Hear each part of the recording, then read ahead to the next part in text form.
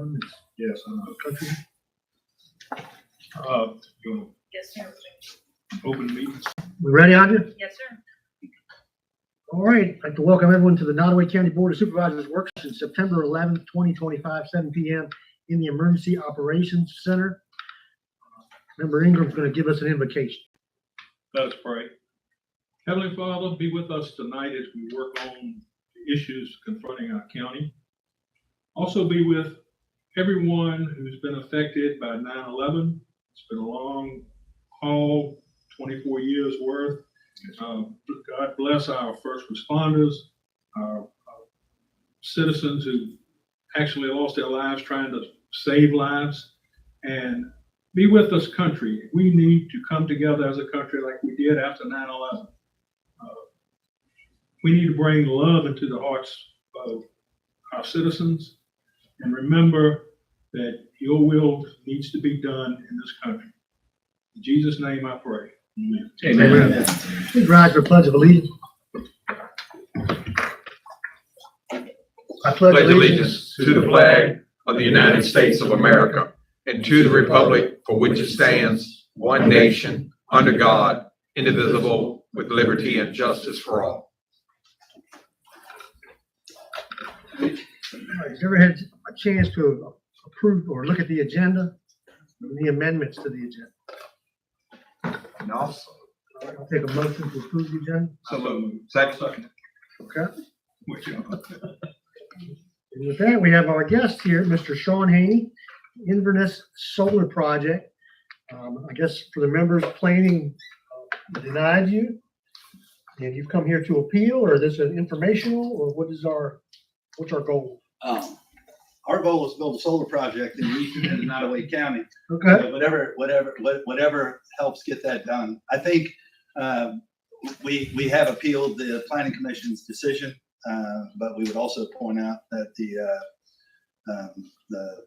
planners group recommended both the application and the exceptions that we asked for. And our purpose for being here would be to simply talk about it we've spoken with most of you, but to try to answer any questions and try to figure out what we need to do to get this across the finish line. Mr. Zodi, this is it's not it's the first time I've had this, so he appeals back to planning. No, sir, that goes directly, it's part of 15.22.2232 of the compliance with the plan, and they have to find whether or not it meets the intent for the most part. Who's they? The planning commission does. But you said they don't plan, it doesn't go back to them. Planning commission, no, sir. They deny it, and then it goes to the board of supervisors on appeal. The applicant has to, Okay, so 10 this days is- to appeal. So he's appealed, and then Yes, and that's this is an on- informational meeting for us tonight Yes. to My understand it. understanding, according to the paper, there's an advertisement for a public hearing in front of you guys a week from tonight. So this is we thought, informational yeah, for our public hearing. that's right. Okay. Because I think this is the only project we didn't, we had two other projects that you had in front of the board to get educated on. This project was not. Okay. Okay, so this is the opportunity for them to. Right, I mean, at the other- you guys at the have- other- you at the other all went to work their session. meetings, but they haven't come here. And my understanding, so just to clarify, I want to clarify. Without that comprehensive plan, without that 2232 approval by this board, this project cannot go forward. Is that correct? Correct. Okay, you need to know that. Okay, with the board, now it's under the appeal, you have the power to vote for 2232, for the comprehensive, it's making sure it's in line with the comprehensive plan. That's the way I understand it. And you assisted with the appeal, so in your eyes, you feel that it does align. Yes, and I understand where the planning commission was coming from. I've listened to the transcript since I was due. Okay, if you could share with the board and the public the issues that the planning commission had that then you believe have been resolved or that didn't apply. Well, part of it was the recommendation in the comprehensive plan regarding if we adopt a solar ordinance that it has to meet the setbacks. And my counter argument, I don't want to say argument, I don't want to put this on the wrong foot, but my response is, okay, we do have those setbacks in our ordinance, but we also have a provision in our ordinance that allows waivers or reductions in setbacks based on the parcel topography and dimensions. So that was one. The historic part, I felt it was a private contract that the applicant has to appease the National Trust for Historic Preservation. Have I got that That acronym is right? correct. Okay. That's right. And so those were the two key things I got out of it. So setback and the National Historic Trust. It's my understanding, Mr. Haney, from our conversation, that the National Historic Trust wanted a decision from planning or the Board of Supervisors in regards to what we were going to allow. Yeah, so, You just had one visit to that. oh no, I have an annual visit from. Well, I mean, about this. But they don't want to approve, they don't want to make a ruling on whether or not, this is what I want you to do, and then the county says we want to do this, and then they have to re-review it. So, our stance with the National Trust for Historic Preservation, and all of you have a copy of the document, it's public record. If you need to see it, I have a couple copies with me. But it's a 20-page document.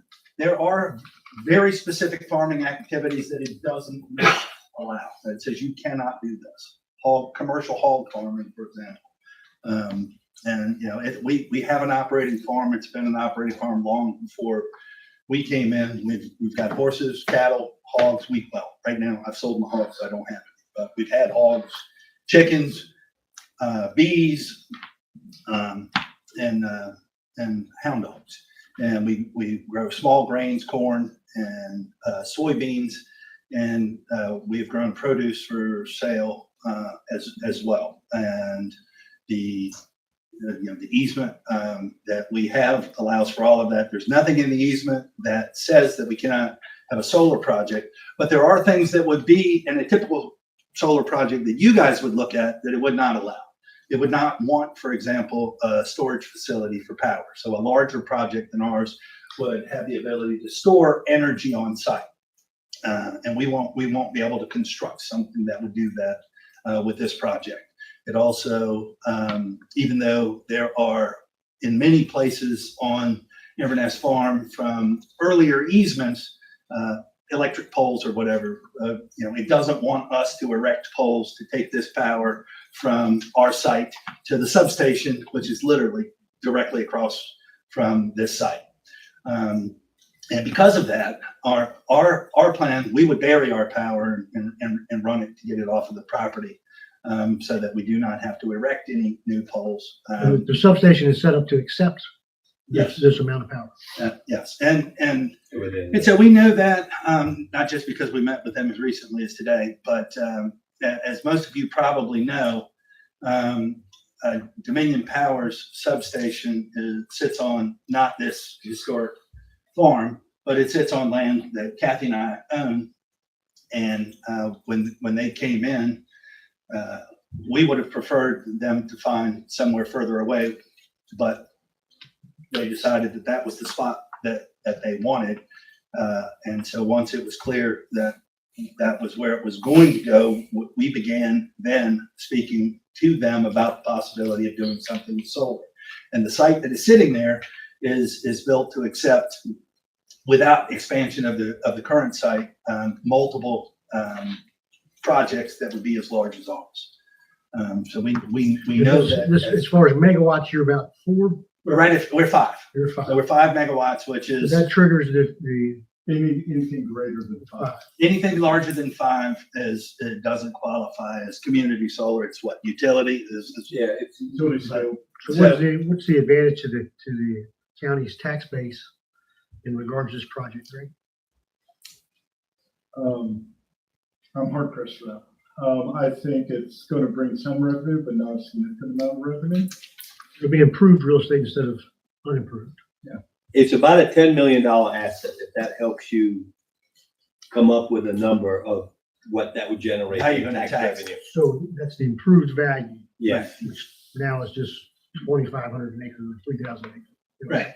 Well, I don't think you value it that high because of the easement, but the studies that we've used and the studies that we included in our plan, again, we're not going to. A project of this size is not going to I'm sad to say, is not going to solve all of the financial issues that you guys are working on. But this 40-acre piece, if it were active, I don't care whether you say 25 or 40 years, they're built to be planned to be 25 to 30 years. The contracts would allow them to stay active for, upwards of, Well, it might be something, Yeah. it might be something new that but comes along. But the numbers that we've used, this would generate somewhere in the neighborhood of about $2,500 an acre. And at 40 acres, you do them, what is it, 7,500? Well, hold on, I actually have. Why do you look for that? Are we taxing on the tools and machinery for solar, or is that under agriculture? That would be, so solar is exempted themselves from tools and machinery back in 2016. Yeah. So you're you're looking at the equipment that's not the panels.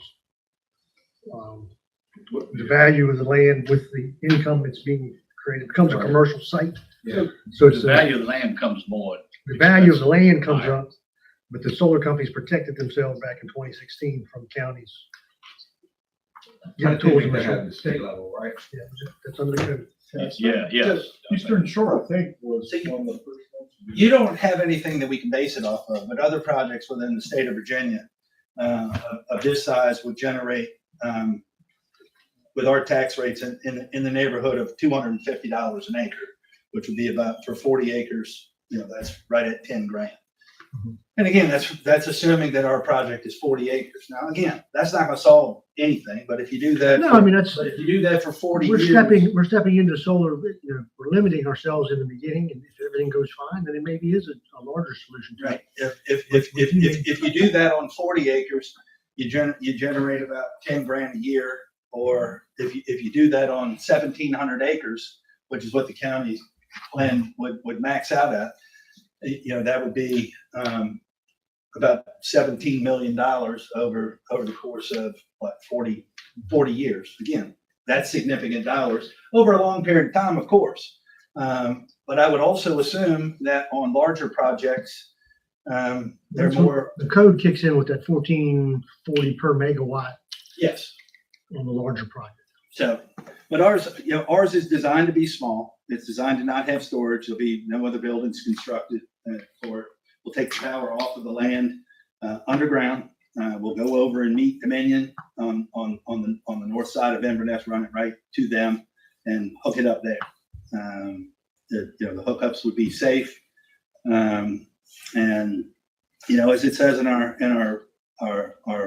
package, our plan, because it's the right thing to do, but also because, I come into this project with 25 years of stewardship experience on historic property. So we're looking to shield more than probably some other folks might do. Not just because it's the right thing to do on a historic piece of property, but also Lewiston Plank Road, in spite of the fact that it is around two prisons, the trash dump, railroad tracks, and highway construction. It's still beautiful land. And if you ride down that road now and you look at the way that the land crests and rolls, if you look about where my fence line is, if we've got 8-foot trees around that fence line, you're not going to see any of this. That picture, right there is, those trees are even taller than 10 feet. But in a couple of years' time, we can make this so that you're not going to see anything on it at all. And for that matter, even though that gate is something you can see through, if you said, you know what, Sean, on it, that's not good enough. We could have a wooden gate there and you wouldn't see through that either. And most projects are only going to shield what the public is going to see. Ours, we're going to shield it all the way around because I want to do the same thing. So you won't be able to see it from the house. Right. I want to shield as much as possible from the house. There are, I don't want to stray too much, but there's a number, so obviously there's a house here. This landowner is signed off saying they're okay with the project. These people, there's 4 houses that are right here at the corner. They're part of our ask for an exception. This lady right here this house is actually vacant. It's been vacant for years. This is Lee Bryant. And basically she says, I can't see that corner anyway. So those houses, those residents are okay with this? Are all the residents okay with it? No, I've had another resident that lives on Lewiston Plank Road that'll tell you that she'd just as soon not be there. And again, I think even these people would say, I'm talking about your neighbors. I think all of the folks would say their preference would be that it be We elsewhere. all drive around the county and see things that are ugly. Right. It's not our land. And I it's think, not our- you know, in a perfect world, everyone would prefer that we find a revenue source that did not involve any of this. But it's very difficult to generate revenue on 300 acres of land. And you know, stewardship of a 300 acre historic property is expensive and gets more expensive all the time. And not just because of the tax burden, but I mean, everything on this is a little bit more expensive than it might be 10 miles away from us. You know, this project, the footprint that we've got here would be 12 point something% of our entire farm. It would be, you know, we are still going to have corn. We're still going to have soybeans. We're still going to have cattle. We intend to turn everything inside the footprint here and everything that is damaged. When I say damaged, it's going to be hard to run cattle on this long strip. It'll be hard. You might be able to plant corn here. But after you've done the trees, this small strip of land is not very usable. So even though the footprint may be, you know, this is all of this land we want to turn into pollinator friendly stuff. You do have your bee operation already. So Yes. that's- So, and we're not the only, so there is an apiary, outshoot road. There are several people that have an apiary outshoot road. John Shute is one of them. And John has been to several of the public meetings. He's got some of this timber land that comes right up here to Lewiston Plank, right around the end of this. But the, you know, it's a small portion. We want to hide it from everyone. We want to take the power right around here to the substation and run it across and meet the line right over here. You know, just to the west of where the substation is. The power in, power out matters to them, even though these lines are all on the same circuits. They would prefer to accept the power right over here by the train tracks. And we have, again, those of you that don't know the historic beginnings of the farm, the Agnew family that lived here for well over 100 years is the family that gifted this to the National Trust for Preservation. The very first people that we talked to, even before we talked to the historic folks, was that group of folks and asked for their blessing to move forward on this and said, if you don't think this is good stewardship for this property, we won't move it forward. And they said, go, good luck. And if anyone would like that in writing, they're happy to provide that as well. But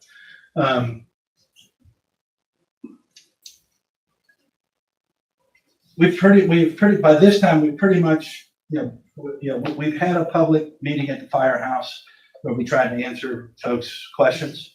And, without getting into the debate of pro solar or against solar, there are plenty of folks that, are not really against solar, but would like it to not be here. There are plenty of people that are against solar or not really in favor of solar, but say, property rights, it's your land, you do what you want. You're doing all the things you could try to do for us. And then there are folks that, are understanding and have said some positive things, but in the grand scheme of things, if everybody here was tied and the vote went to a neighbor on this road, they're going to probably say, I'd rather you not do it there. But I think we have tried to foresee as many of the obstacles and to take as much as we can. There are other places. The property, of course, comes way back here and goes all the way down to Mallory's Creek and wraps around back in here, close to where you guys own land over here. We do. This is it the same? I don't know, but if it is, I wouldn't mind talking. It's cool. You know, we've tried to tuck it as close as we can here, because as we've watched your debate, you know, you've said very much you want the smallest footprint possible, and you wanted to serve as few pieces of land as possible. We tuck this in the northeast corner. Our nearest neighbors here, Virginia Power, whoever owns the prison here, and this land here and here we own. But we've also had at meetings, everyone on Inverness Road. Of course, the way you have send your notices, we notified all of our property owners all the way around. So we've tried to share this with everyone. We're not trying to hide anything from anyone. And I think our project, both in its size being small, again, I wish it was a situation where we generate more revenue for the county for the things that you guys are trying to fight. But it is an opportunity for you to take a first step into something that does have a chance to generate some revenue for the county. And this will impact as few people as possible by pushing it up here. Again, we will put buffers all the way around. The people that are closest down here should not be able to see it. Not going to say during construction or the first year or whatever, while this stuff is going on, that you're not going to come around this and see it. That's generally what we've seen is that period of construction, just like it, Yeah. 723 right now, is the period of construction. Yeah, it's a pain. And if it comes down to it and you say, guys, we can do this, but when you're doing this construction, you're going to have to come in off the Inverness Road and come in over here. That's fine. The amount of time that it'll take to bring, the amount of time to build it is something that will be done on site. The in and out every day in terms of hauling stuff in, that's literally like a 2-day thing with bringing trucks in. And the rest of the time, it's just guys rolling in the pickup truck, which Fred Ware does, or Andy Ware does every day now, coming in off this side to look at their corn and their soybeans. But if we need to take the big truck somewhere else, I mean, I would like very much, I know this being the first project that Nottoway has really looked at, we want very much to be a partner. But we do all, we are asking you, we thought it was great when you took your ordinance and said, well, we need the flexibility to look at every single deal and try to look at whether or not we can make this, it should work. I don't think because somebody asked for a 100-foot setback that you should universally accept every 100-foot setback. And the reason that we asked for a 100-foot setback here is twofold. One, the closer you are to this road, the less land that we're impacting because of this strip that'll be here. We're not putting the panels at 100 feet. You're talking about a fence. Correct me if I'm saying anything wrong. No, you're right. Your fence is at 100 feet. Your panels are going to be significant. Again, if you look at this drawing, the panels are another 100 feet off of the fence. So even further down that road. Right. Yeah. And if you look at the way that whole property rolls, it sits perfect north and south to catch that roll of the sun as it comes up over all of this.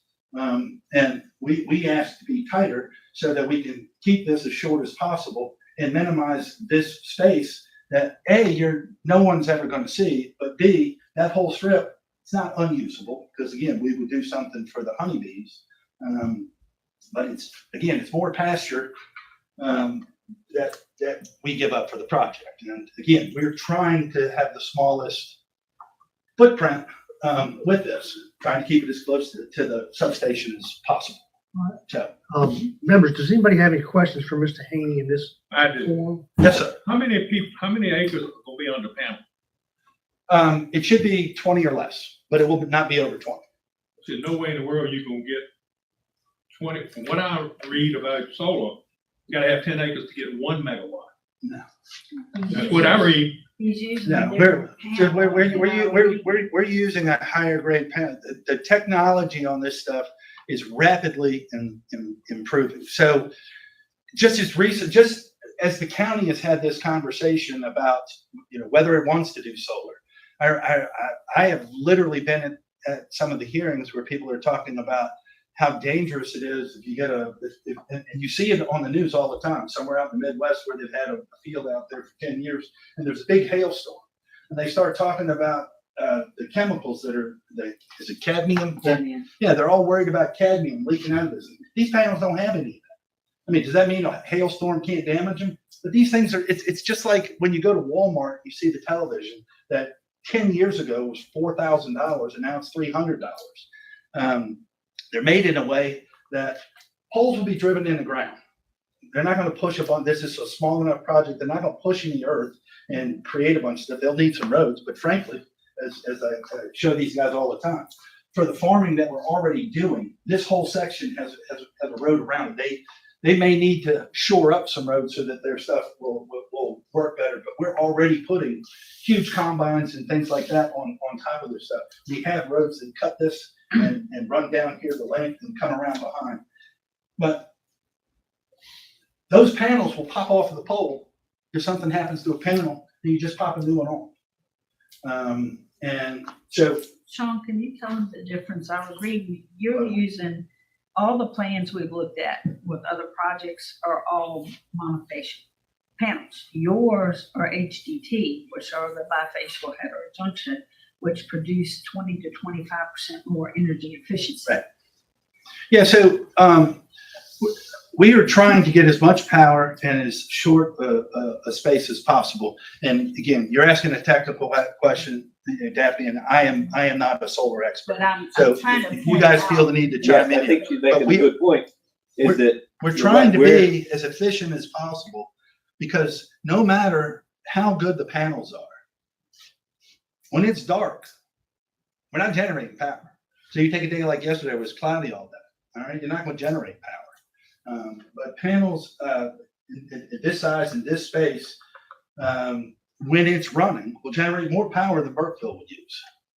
But I was anyway, just trying to point out the higher yield of energy of the panels. And that's- you showed that's right. versus We use- the other yeah. projects.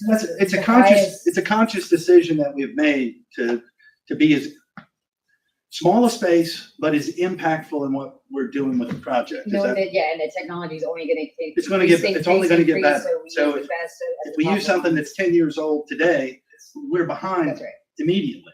So we want to use the nicest stuff that we can put here. And again, this hill lays perfectly down through here to catch the sun coming up in the east and going all the way across the sky. Well, And Dickie, in some situations, your 10 acres for a megawatt could be true. Yes. Right. And so it Is a could, rule if of you thumb. got some wetlands, if you have high timber and, high pine trees and there's a lot of shade, you might have to lease 10 acres to be able to get an acre, a megawatt. But under the panels, I own a solar site. It's 1 megawatt. It's bifacial panels in South Georgia, very good sun irradiance. And I've got 3.5 acres inside the fence, and I've got a megawatt. So it can be done. all right, and I appreciate your approach on this. And one question is probably, it may even be completely irrelevant or not able to do, but as that technology evolves, is this a type of project, even if it's a crash test dummy for a sec, to awful analogy, but anyway, to say that as the technology expands, can panels be swapped out? Let's say they produce another one in, say, 5 years, they can produce 25% more. Is this something that can be set up to where those panels can possibly be swapped So out? I'll give you the best answer that I think I can give. As the landowner and the developer, Mhm. when the project is finished, somebody's buying. Our Right, hope is that it's Dominion. right. Once they have it, my Gotcha. ability to change is gone. Their ability to But change. your is point gone. is But you're good. right.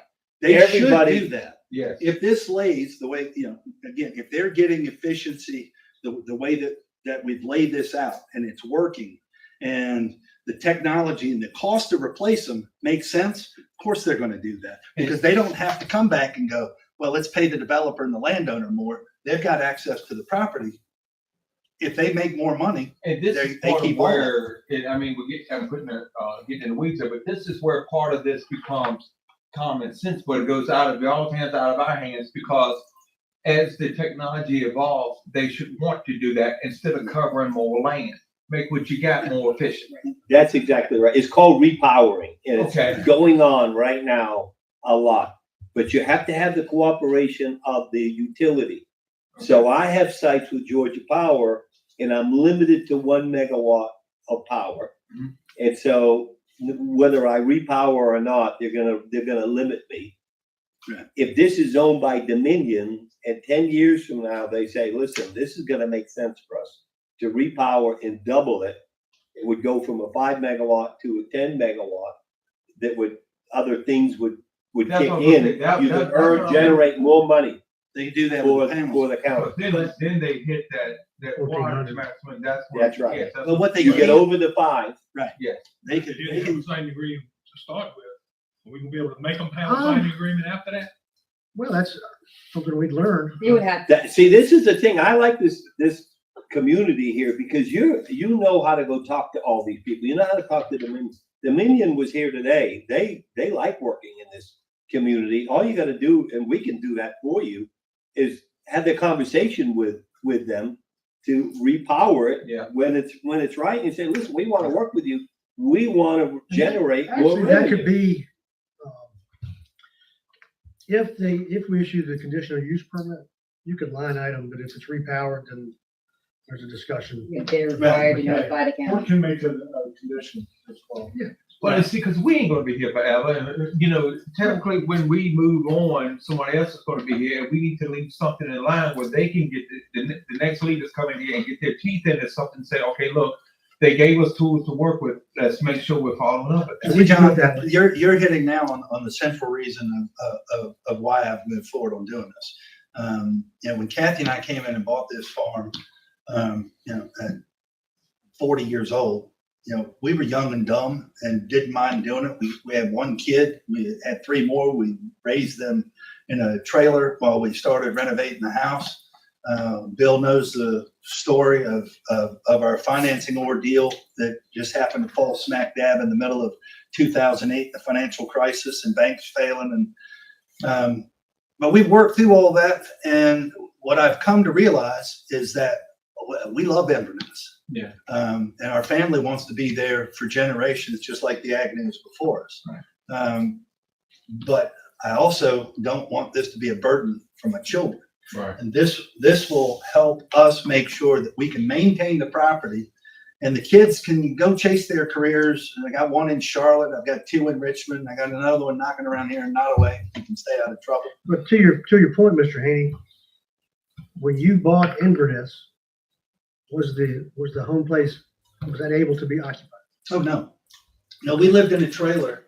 And so the previous family did not have the capital to. Well, that's why it was gifted away. They could not maintain it. And it is an absolutely beautiful place, and all of the bare minimum things that they needed to do to keep it. Some of you might know there's a second home that's literally right here, right in the middle of these woods, right up here at the corner.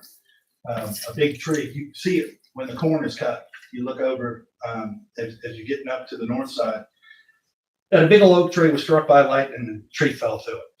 And when we bought the place, we were like, we're going to fix up both of these. And when we got the price tag on all of this stuff, we're like, we're going to fix up this.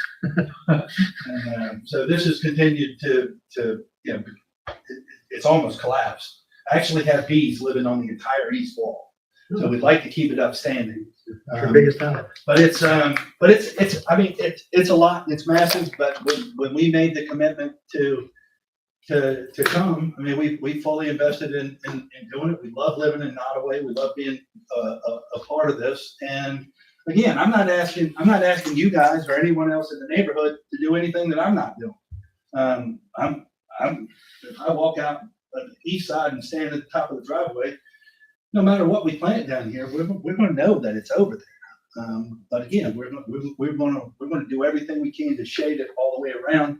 And another thing that we really haven't talked about, and it doesn't say this in the plan, but at our public meetings, one of the things that the historic folks have said to us is, you know, even if you do this thing, we do not want a 6-foot chain link with bob wire all over the top of it. And so what we have done is we've gone down to North Carolina and we've looked at some projects that Dominion has done in North Carolina that have 6-foot fencing with wider, almost like a woven wire type fence. Small animals can pass through it, raccoons, rabbits, and possums, things of that nature. But it's not big enough for coyotes or things of that nature. So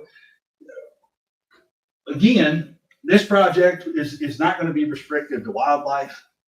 It's not going to be, again, it'll be a habitat for bees, which, as all of us know, is something that the world has struggled with over the last quarter of a century, since the 70s. All these chemicals that we put into stuff has knocked them back. I don't know how long it will work, but our bee operation, which of course has nothing to do with this, but we do not chemically treat any of our bees. Our feeling is we can't keep treating with chemicals and expect them to evolve. We need to raise bees that can exist in an environment where the stuff that they're encountering are not going to kill them. So we are learning in doing that, but we've been pretty successful, and we've been able to maintain and grow our hive every year without doing any chemical treatments, which means when we pull our honey and say it's pure honey, there's nothing else in it but what the bees have put in it, we're 100% accurate. That's good. All right, so we're scheduled for a public hearing already, correct, Steve? Yes, that's right. Okay. I Well, think, let's clarify that. Public hearing, we still got to go back to that 2232, right? Yes. All right, so that is to say it's on. Next. Yeah, but that's to say, I want the board to know what they're voting for. Yeah. Right. are we voting? We're having a public hearing, we're going to listen to the public, and then we have a 2232 that we need to read prior Yes, to the meeting. and that's in your packet. And what it says in the code in our ordinance is that the planning commission does not It's going to be in the board book. what the appeal, my. The deal and the 2232 are going to be in our board book, Yes, so we'll have it. yes. And, but they're saying they may appeal the decision to the board of supervisors within 10 business days, which was met after the decision of the planning commission. The appeal shall be written by written petition. Board of supervisors setting forth the reasons for the appeal. And then the appeal shall be heard and determined within 60 business days. So it is possible to vote in favor of the 2232, Yes. if that is the board's. I'm missing something. Yeah, if I could, just one quick comment. As a developer, solar developer, it's a dream. For this project, to me, is a dream. You got Sean and Kathy, the landowners. He has been so committed to this because he's committed to the county and the community. And I know when he says they will, if you want him to come off of Inverness Road, he will make that happen. He will let you do that. He has made everything right. He wants the 100 feet because he wants to push it up the road. He's got a hedge already there along the road that he won't cut. I mean, this is so perfect from a ownership standpoint. And then we look at the land. We want to go to places where that has a low use of potential of the land. We love to go to wastewater treatments. We love to go across from or on prisons. This is across from a prison. So it is a perfect thing. It's right next to a huge substation. So that's good from a structural, but also good from a land value. Nobody wants to really live across from that substation, so it diminishes the value. So it's a great use of the land. So, and the land is basically flat and prepared. We'll be able to drive piles in there without a lot of land disturbance. And it just makes so much sense. In the community and the board, you're looking to generate revenue. This is not a big project, but it is something that you can get started with, learn a lot. You're not going to get hurt on this. You got him to protect you. He will do everything to make sure that there's not an upset. Until it's sold. I have, so I appreciate that, and I'll give you the check, I promise. So, Right? so my question, because I don't understand the legalese that you're saying. So my appeal, to the planning commission, 2232, whatever, what exactly would we be voting on if you vote?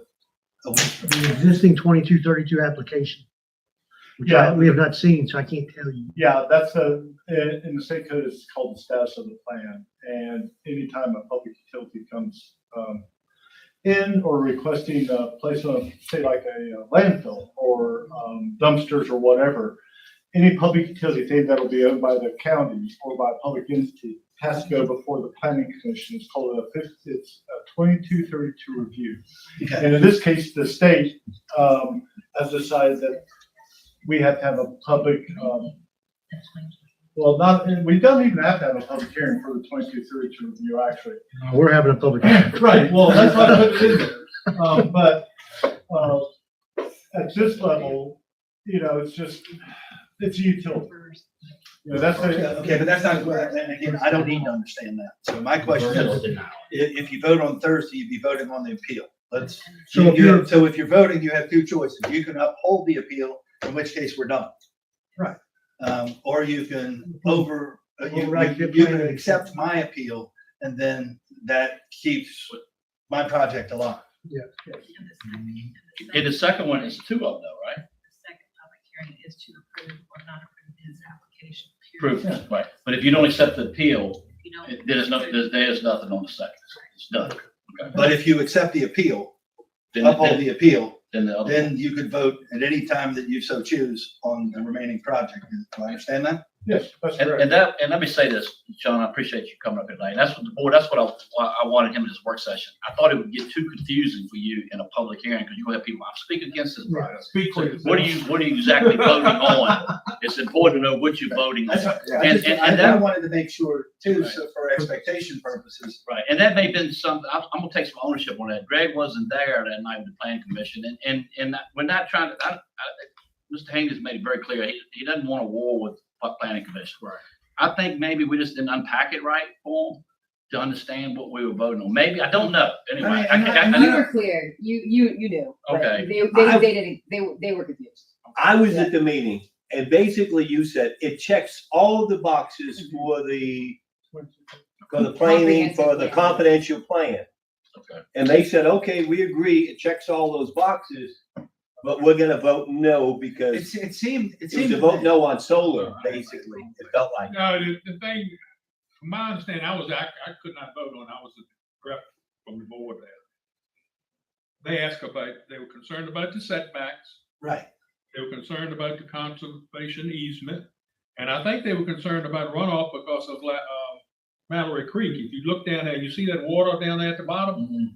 Don Chute made the comment to me at the meeting that Sean had up at fire station. He said, I've seen that thing go Mallory's, up above like 10 feet, 15 feet below. And I think if you look at the streams that are coming down, that would concern me also.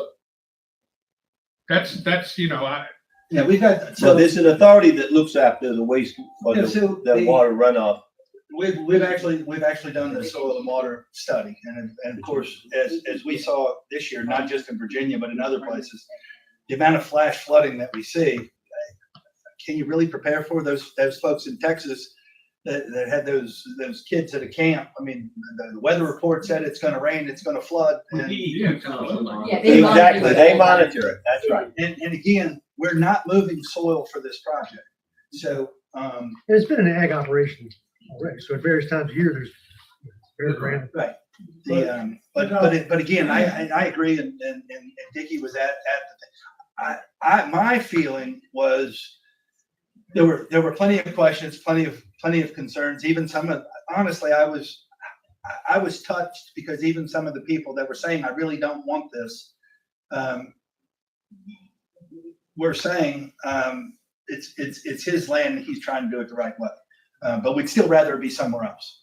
And I appreciate that. But it seemed to me that the planning commission as a group was hung up on the setback. And I mean, several comments from people who voted said, the ordinance says this is not the ordinance, so no. And I was like, well, that's not what the ordinance said, because the ordinance was changed. And it says you can look at this and make a decision based on the facts that we're presenting about whether or not. When I was sitting in my car and looking at, and I couldn't see past the peak of that hill, I said, well, how far those panels are gonna be down that hill? So I think Well, dimensions and topography. So we'll build it to, Mr. Chairman, to clarify too. Going back, you can accept the appeal, okay? That's the first step. And if you go forward, and when you start, when you vote for his application, you can deny the setbacks and say, leave it as is. And that's gonna be, but that means you approved his application, you just didn't approve with the setbacks. So it goes back to his 300. When I was in the zoning, that's up to, you need to listen to the public about that. That's what you need to do. 1,200 feet from a occupied. Right. He can do with the Now, waiver. that's He going can do less with it. be, that's not what I'm sure that's not what you like to see, but I don't want you to say deny the application without seeing the options that you have. That's all I'm saying. no, I get all of that. Because on our side, if we could get an approval as is, that would be great with what we've asked for. If we didn't get what we're asked for, but approved for the project, that would be, plan B. But Sean feels that moving the panels up and away from the residents and more north and more across from the prison than down south on the property See, is better for everybody. 300 feet, this is drawn as we've asked. So if you push this 250 feet back, we're going to make the space tighter. It's going to push this way. And the space up here in this front that is unusable, and it's not I got you. unusable, I want to be clear. There are things we can do, but that space becomes massive. I'm not going to put a big combine in there and plant. And when you say setbacks, let's go back again, make sure I understand it too. I apologize. The setbacks is where the fence is or with the fence? Yes. To the fence. So what you're saying is, if you reduce the 75 feet, So the fence will be 75 feet, but the panels will be further than that 75 feet. right. So if we ask for 100 and the fence is 100 feet off the fence, the panels are further in than that. Yeah, further in. Okay. Okay. And the same here. Again, there are 5 houses, not counting mine, and the other ones over here that I am, that are in the zone where you'll take this measurement right here at 1,000 feet and go, you can do the math right here. If you come off this corner, these 3 houses right here in this house are all inside that range. These people have signed off in your package to say they're okay with this. This house is unoccupied. Elvira Ford. I was gonna say, She's- Mistress of the Dark. Elvira, when she came to the public meeting, she said 2 things. The one thing she said, what's in it for me? And I told her that that's not what we're doing. We're informing folks of what we're doing. The second thing she said is, if you don't do everything that you say you're going to do, I know where you live. I'm going to come get you. And Lee, Bryant, again, she said I would rather it not be there, but I can't see through there to that area anyway without you doing anything. And again, if we need to do stuff. George, do you have one more thing? Sean, in reference to Vicky's concern, we're looking at another project and that is in a FEMA floodplain, just like Mallory Creek. And we had asked those engineers if they'd be willing to increase the holding pond for our concerns, since it is in a FEMA floodplain. Could you check with your engineers to see if that would be feasible? We've had conversations on that because, again, there is an actual pond right here that could be expanded to try to catch but that, again, on the front end, would rather not do that because that makes us disturb Earth. If we disturb Earth, that's rippling all the way through here. And the way this is drawn, we don't have to do that. So that's a big part of what I guess our story is nothing's ever tailor-made to be exactly what you want. And no matter, You could manipulate the drain on that pond. but yes, we could. So there are things, and this is it's a very good spot to do that if it were necessary. Our study tells us we should not need to do it. But if that was a concern, even after we were constructed, and again, I've said all along, if we say we want to be a partnership, you could approve everything that we've applied for and still say, for example, if you repower, you got to come see us because we're going to get more. Or if we send an independent person in and we deem that the water is not right, we can make you add something here. But they got tractors that can dig 60 foot, 100 foot. You Right. always dig it out. And so, Well, I appreciate your due diligence and your research. I appreciate the opportunity to be here with you guys and ask questions. The stewardship involved, by far, we've looked at a lot of projects, but you have taken a vested true interest in what you're doing for our community. And it wouldn't be fair for us not to ask a lot of questions, do our due Absolutely, diligence. because again, it's a learning process. it is right? something it's going to affect more people than just us, and we know that. And no matter how much we try, there will be people that drive through here and hate it and cuss us. There will be people that live here and go, it wasn't as bad as I thought. And there will be people that'll live down here or live over here that hate it and bitch and moan about it, just like all of us have been.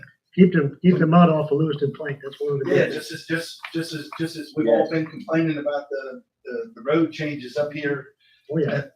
at 460. I mean, they're trying to make something better, and maybe when it's all done, it will be. It sure doesn't feel like it right now. Oh, excuse me. I do want to let y'all know very quickly, I did speak to Paul Henson today, and we talked about 2 projects. He's VDOT. VDOT, right. Who did I say? You should follow him. You saw Paul Okay. Henson, but nobody knew. No, VDOT, sorry.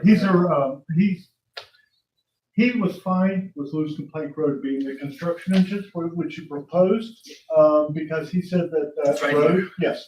He said. It's already a road. Yeah, he said it's a great surface road. He feels confident in the ability for the construction traffic to handle that. Since they're so close to the 460, he was good with that, but he's going to send us written and I'll pass that out to you guys. All right, question Okay. now. I think in the ordinance it says it has to be, entrance road has to be the VDOT approved.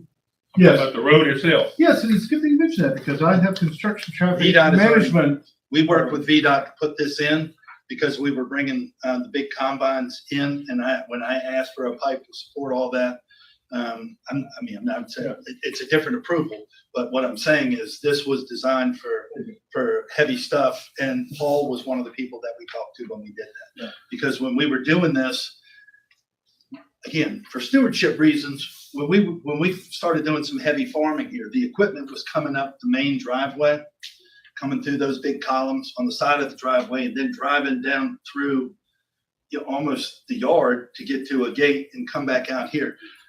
We put in a gate with the 32-foot gate here and a 32-foot gate down here. And I have a big pipe here to get them over, and then they could run behind that fence. Yeah. And because there was no pipe there, I had to tell them what we were putting in, and we had to go through that and pay VDOT to have that. So Right, so you would. if we needed to upgrade it, we certainly would. But Right. I think other than, regrading and more rock, and maybe they may want it paved from the road to the All right, So we entrance. got the entrances. Does anybody else have any further questions? I just got one thing for clarification. I'm glad early on, Mr. Chairman, that you had Mr. Zodi clarify what day was, because Steve was thinking the planning commission was using identifying pronouns. Right. Yeah, thank you, John. I appreciate it. All right, so we'll see you at the public hearing. We'll listen to what the public has to say. We'll be there. This is a long path for you. And we appreciate it. Thank you all for your time. I know you have a lot of stuff to go through tonight. I know you probably didn't want to spend this much time. No, on it, this was but I- fun. But I very much appreciate your time. Thank you John, for the having difference all of between us. overfeit, it's bigger than 5 megawatts. That's when we get I think this excited. environment's in my courtroom Instead of just environment. 22, 30. Yes. It is. Yes. It Thank is. you. Thank you. Appreciate it. All right. All right. All right. Thank you. You guys got anything? Can I say something? No. Brought me in. I'll get on. He brought you into it? Out of your way. He did Hey, Mr. Haney, your neighbor. neighbors requested to have a comment. We'll go ahead and we'll Being as you let pointed Rose have the out, floor for a minute. I just want want to say that you were there at the planning commission when I spoke, and, and you know how I feel about soil. I think it ought I to be did. in an industrial area, and y'all were saying whatever. But I did say that, you know, you have your landowner rights, but I think that all solar applicants should have to follow the, The ordinance, yeah, without a ordinance, setback, yes. which has 300 setbacks, 100, and 1,200 from a house. I think we ought to follow that for everybody. That way we don't have somebody saying, well, you do this for this, and you do this for that. That was my comment. And Which we, is a little bit better than. and just, so I say this, right, I think we put that exception there because if it was beside a railroad track, did we really care whether it was too close to the railroad track? Yeah, but I was saying. that- Everything's different shape. That's right. That's what I said. You did say that. Now it is a good comment, but I like the ordinance that has some flexibility in case there's a exception to be We made. have one, so I think we ought to follow. Okay, thank you, Mr. Thank you. All right, Appreciate it. thank you very much. Good presentation. Appreciate it. We'll see you next week. Thanks, guys. Thank you, guys. Y'all have a Merry Christmas. Number 4. Number 4 is 1 cent We hope so. sales tax for EMS. Mr. Chairman, I noticed that Mr. Ingram had brought this up, and I think some of the things Either way. Mr. Rourke was thinking about it, trying to figure out other ways to bring it on. This kind of did some little homework, and I appreciate her reaching out to different people to try to get some kind of response. But I think what I'm understanding is it's a difference between 1 cent and 1%. 1 cent. Yeah, right. You look at the 1 cent like they do at school. Right. And of course, that's in front of you, or what you can't, that is actually that was recommended from some, Beverly Ware's team to reach out to these folks, right? Yes, that's the actual text. Well, my thinking was, here's a way we could bring revenue into the county, and it would be what they call local option. So the citizens of Nottoway County could vote whether they wanted to have this or not. Right now, it's not possible to do because we'd have to go through the General Assembly. And Buddy was telling me as I was coming in, and I told him about the other localities that are trying to go along without personal property. Yeah, well, when I did the research for Mr. Collins and Mr. Bowen back in the beginning, you know, we went to look at all the Commonwealth, and everybody was doing real estate and personal property like we did, except for Tazewell. Tazewell County went with the meals tax, but that was something that several firefighters had mentioned to me early on, and I think we determined, you know, you had some restrictions there, and I'll just leave that discussion with you. But Tazewell does $1 million. They get $1 million in off of 4.7% meals, but their meals are all in the county, outside of townships. We have a little different situation. Yeah, we can't do that unless without the town Right, this permission. is all county for them, so that's not a, but that's some things that people are doing, and I didn't see any other options in my research. Just, Well, and I think what I think Ms. Ingram, what I'm hearing from you is like, whether it's we're looking for some type of tax relief from locality. Right. And so I got to thinking about it, if you put it, you know, I go back to the 1 cent for the school that the Prince Edward, and Ms. Collins is exactly right. Prince Edward had it, and then the governor vetoed it. I would say this. I would say if we could get a couple of you members of the board to go to the VACO meeting in November and see if it's an appetite there to, hey, can we come together and make a capital, whatever we come up with. There have to be EMT, some relief. Be a 1 cent local option. For capital projects is $10 million and above or something. Do something. Or Well, 5 million and above, or over $1 million. I don't know. I think if you say EMS, you're gonna be able to get more support. Reason being because some of these counties have already done their capital, they've already built their courthouse or whatever that might be. Right. But if you come in and say EMS, you look at the counties around us, we know Cumberland has had to go, $2 million a year with hiring EMTs, you know, that type of thing. If you go around to the local counties and remember the Board of Supervisors, Prince Edward, he'd been at the meeting that you were at when the gentleman was talking about, look at the percentage of the population of the state of Virginia that's in this region. Right.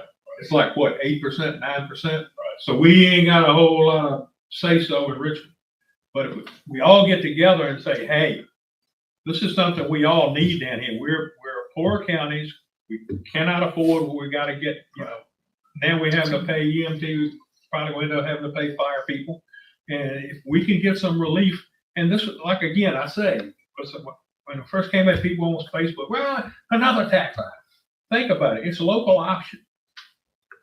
If the residents of the county want it, they can vote yes. If they don't want it, they can vote no. First thing would be to get it to the General Assembly, get it in the law. You know, that's a big. Right, that's your big. And then once you get there, then but I mean, Right. you gotta start somewhere. But Ms. Ingram, that's why I said maybe capital projects, because it's not just courthouses, it's animal shelters. it's Right. Police stations, it's so anyway, but Prince but Edward we'll was a do. school, right? Yes, Prince Edward's going to school. Lunenburg is going through a school situation. Yeah. And I had a conversation with Tracy G not too long ago. I said, what are you gonna do when your judge says you don't like a courthouse? You see what I'm saying? That's real. But anyway, but The type of any type of relief is what you're looking at. Right, Whether it's going to exactly. EMT, and maybe the EMT is. It hits everybody, That's not right. just the citizens. Not the People residents of the passing county. through That buy retail items at convenience stores or whatever store, they could be from Prince Edward, Amelia, or wherever, they're gonna pay that tax. So it's focusing not just on the citizens. That was, see, they stop at Cruise Station on the way to Blacksburg, on the way back home from Blacksburg for a ball game. They spend money there. That's Well, money we would get. Say you're a Hokie fan without saying you're a Hokie. I'm not. I think what the misconception might be coming up. We're not really asking for a 1 cent tax. We're asking for it going on a referendum That's for right. the 1 cent tax. That's right. And let the people go ahead. But you know, That's I mean, right. really, that's what, and I don't see what's wrong with that.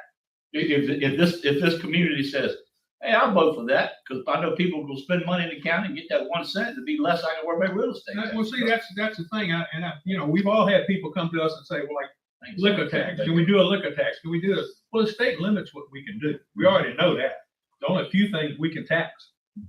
Real estate and personal property are the ones, really.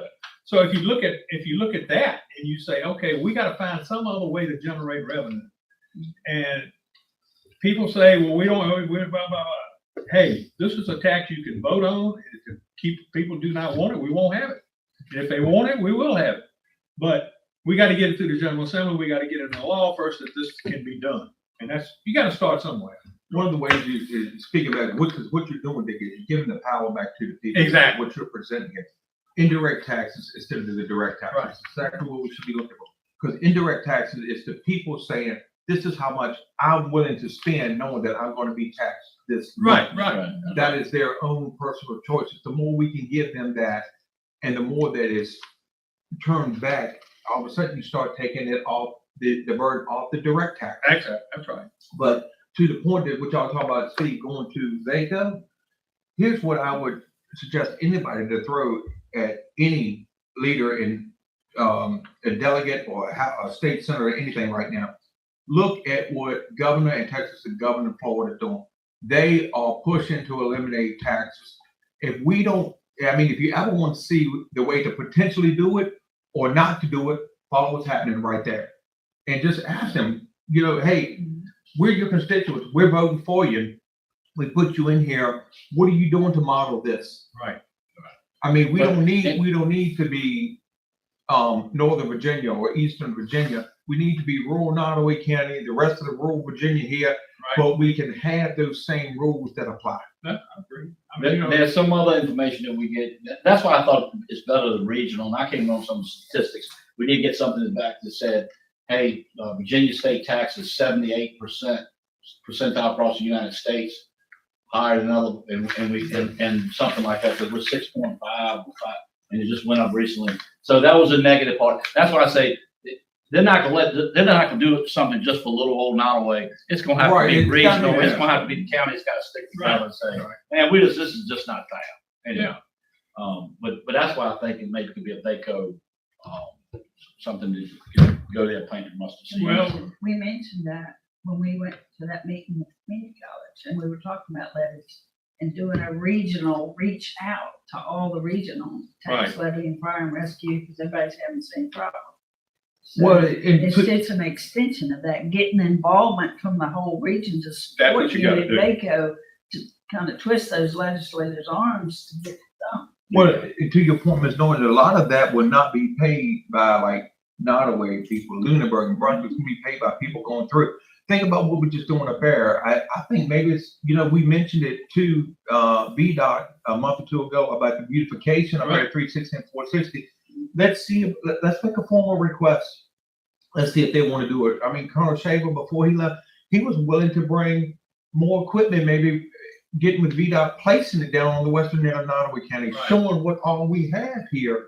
I mean, get them involved in that. Once you start doing that, I don't care, as long as it's not a negative light, I don't care what they're looking in the Nottoway and 360, 460 corridor for. Just keep looking at, keep doing something here, and maybe something pops up. I talked to a food distributor today about joining a location right there where Frito-Lay is. Yeah. And I mean, his light bulb went off because they're all around, and guess where we're at? They're fringe of Carolina, they're fringe of Virginia. Guess what would work perfect for them? A hub right here. And I told him, I said, go talk to them. We got land at Fort Pickett. That land sitting there with one building on it, so there's plenty of room on it. Well, I had a resident talk to me the other day and say, I don't understand why Nottoway doesn't have a truck stop. And this person suggested that property on right off of, what is it, 606? You come into Blackstone? Yeah. On the left-hand side. They said, if you leave Petersburg, you don't get to another truck stop, I think, till you get to Lynchburg.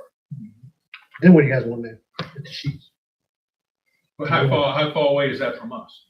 20 minutes. Just 20, couple miles. Well, it said they have several people ask truckers, say, where's the next truck stop? Depends on where you're coming, because you've got the one from Denver, you got one in Keysville, you got one in Amelia, Oh. from.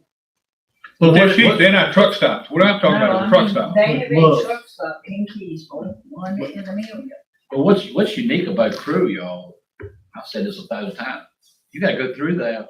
Yes. But it's the only town that you got, all the other towns, 460 days bypass. Bypass, that's right. And so I just think, I've always thought like, my God, what in the world, That's why Cruise Station is, that's Do what bullshit, they're right? doing. But anyway.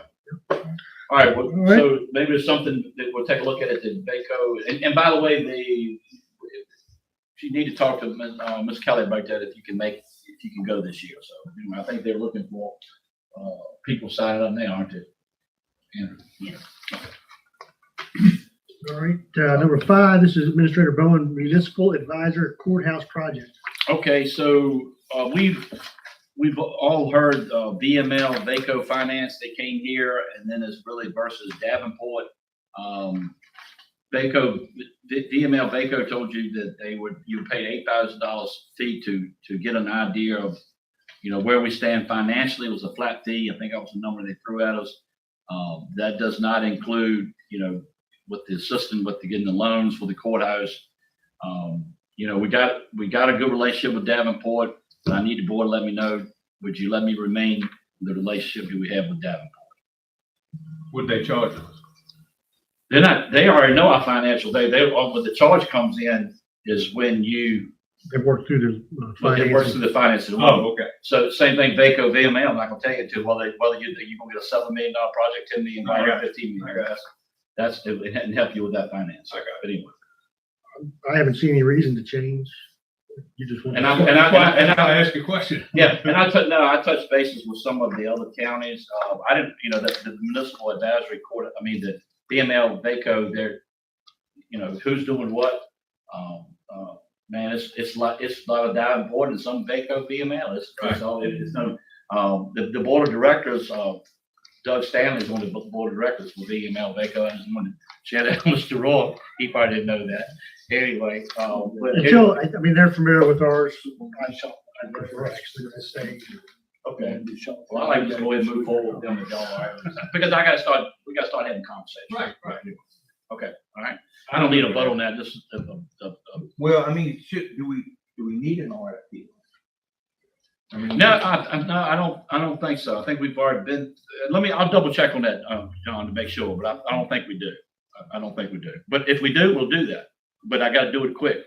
And I got a meeting with Catherine to see what steps I need to do, because she's gotta give, I'm gonna have a meeting, that's not on that. I'm gonna need to, September 15th is when the 16th is when the the PPEA stuff coming in. So I got one interest, one more part. So I got to get y'all at the table to listen to this person, this company. And then you got to choose somebody, John, right? You with me? Right.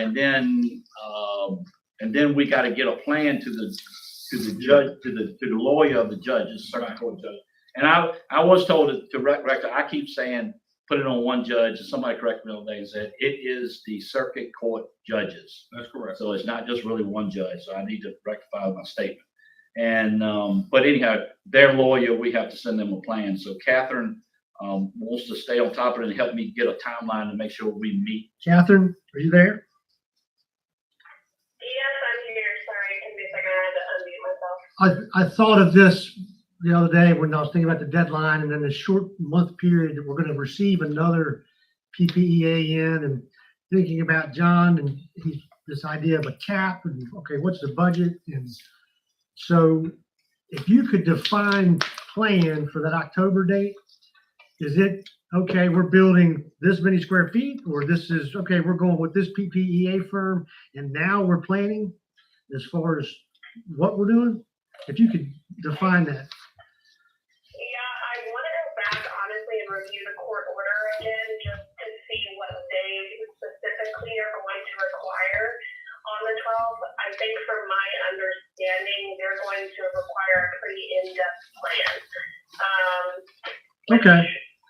Basically would mean a proposal, or some sort of a proposal that we've received from one of these companies.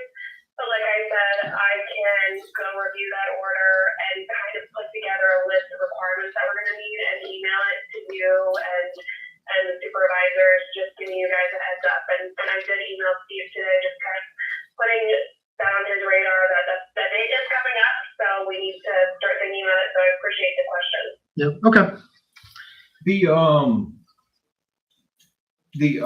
land that he was talking about on 606, didn't the town of Blackstone, did they annex all the way to 460 there? I don't think so. All right, I was gonna say, because I believe Jason Walker owns that land all the way up there. That person said He owns owned it. he owns the farm, but it's I think the town line goes all the way to 460 there. I think they annexed. 'Cause I remember- No, if you come into town, they got town limits. Does it? Fine, when you get off. Well, Pridgeon, is it Pridgeon? He owns on the other side of the road. Yeah, Yeah. on the other side. So he wanted to put cattle That's right. and he couldn't because some of it was in the town. I don't think maybe it doesn't go all the way to 460. Maybe splits the problem because he wanted to have cattle. They wouldn't let him have the cattle inside town limits. Yeah, because I knew Blackstone, they talked about 4 or 5 different areas that they were talking about potentially annexing, but I don't know if that was. I don't think so. If you get up, I mean, I go They- there now right off, and I think it's sign that says town limit, you come into. I mean, they owned it. They owned it. I tell you, in Walker Mark. All right, moving on, will be number 6.